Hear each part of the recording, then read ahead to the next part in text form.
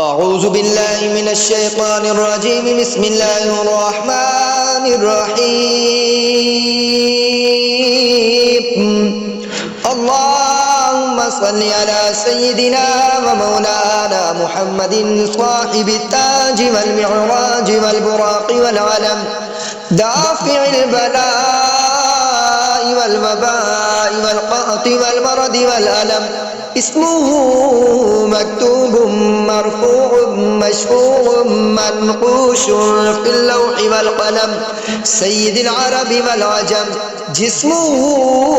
مقدس معطر مطهر منور في البيت والحرم شمس الضحى بدر الدجى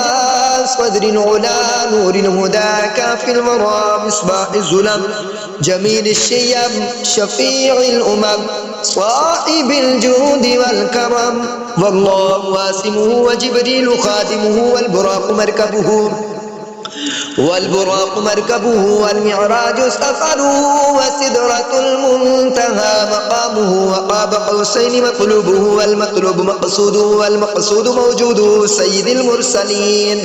خاتم النبيين شفيع المذنبين أنيس الغريبين رحمة للعالمين راحة العاشقين مراد المشتاقين شمس العارفين سراج السالكين مصباح المقربين محب الفقراء والغرباء والمساكين سيد الثقلين نبي الحرمين إمام القبلتين وسيلتنا في الدارين صاحب قاب قوسين محبوب رب المشرقين ورب المغربين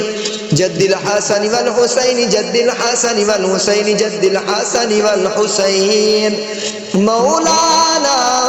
ومولى الثقلين أبي القاسم محمد بن عبد الله نور من نور الله يا أيها المشتاقون بنور جماله بلغ العلا بكماله